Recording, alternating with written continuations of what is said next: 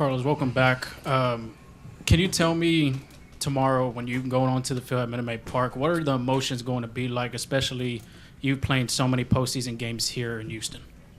Obviously, great memories here. I'm right now trying to build new memories with my team, with the Minnesota Twins. So when we take that field, it's a battle out there. So we're gonna go out there and fight and make the best team win. Go in the front here, Christy. Hi, Carlos. Obviously, you've had a lot of big games here throughout the regular season and particularly in the postseason. How much do you embrace coming up in these big moments, and is it going to feel a little bit weird doing it for the other team here?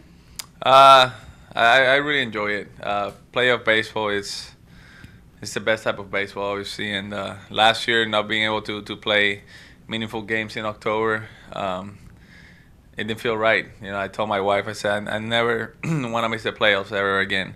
And this year we're back at it. You know, we got one series down and we got to keep climbing. But obviously this series is special. You know, it's against my former team, and you know, I'm very excited. We're ready to go. Go in the back, the middle, Chandler. Carlos, how much contact, if any, have you had with guys on the Astros, your friends that are still over there? No contact at all in the past couple of days. So when we won, I got some congratulation text messages. I said thank you, and I said I'll get back to you guys after the series. So that was intentional? What do you mean? So you kind of intentionally wanted to avoid talking to them, or that just kind of? No, we'll be friends again after this series. But right now, you know, we're both teams focused on winning this series. It's an important one. We'll go back to Brian. I want to ask you about Altuve. He still gets booed pretty loudly on the road for something you guys said he didn't have a big role in. Do you think that fans are sort of missing out on, you know, one of this generation's great players and a guy who should be a great ambassador to the game just with the way he plays the game? Absolutely. You know, they boo him, but it's just, I feel like it's the entertainment for the fans to just go out there and do that. But at the same time, they're enjoying what he's doing on the field, and they appreciate his talent. He's going to be a Hall of Famer one day. There's no doubt about that. You know, he's special. He's helped this organization get to the 2 championships that they won, and he's been a big part of everything that's been accomplished here in Houston. So, you know, it's tired by now that so many years after that happened, it still happens. But at the same time, I think he doesn't care anymore. I think he performs even better when people do that. So, you know, he's a guy that has great character. Nobody has anything bad to say about him, only great things, and he's definitely one of the best players we've ever seen. On the front left. Carlos, eres gran parte de los éxitos recientes de esta organización de los Astros de Houston. ¿En algún momento en esa agencia libre donde partiste hacia otro sitio, viste este escenario, o sea, enfrentándote a ellos en una postemporada? Definitivamente, cuando decidí firmar con los Twins de Minnesota, sé que no solamente este año, sino en años futuros vamos a seguir enfrentándonos. Obviamente para ganar la americana tenemos que pasar por aquí, y esperemos que así también sea el futuro, que tenga que pasar por Minnesota para poder pasar a la Serie Mundial. Yeah, he asked me if when I signed in Minnesota, I would see myself coming back here facing the Astros, and I said, yeah.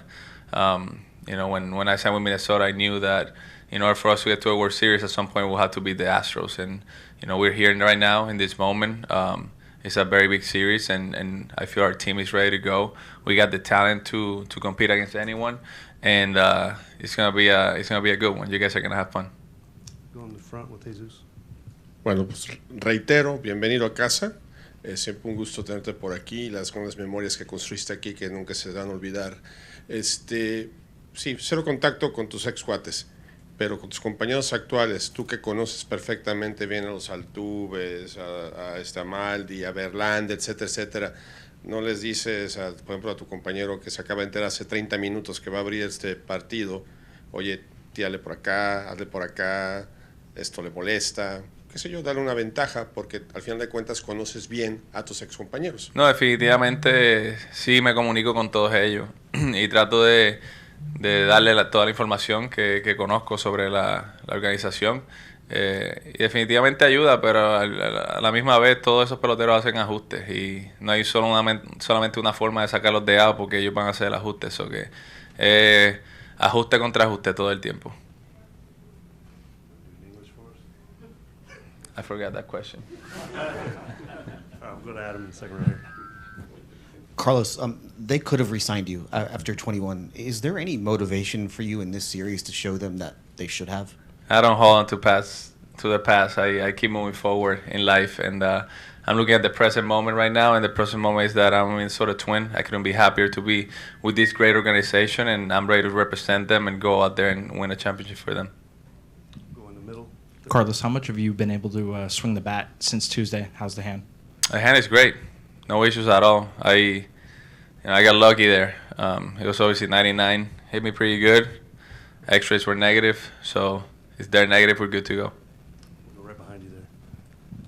Hey, Carlos. Last year in the playoffs, you were interviewing Jeremy Pena on TV. Now you were playing against a guy that you worked to mentor. What is that relationship with you guys like, and what's it going to be like to play against a guy that you sort of helped get to this point? Well, the relationship with all of them has always been great.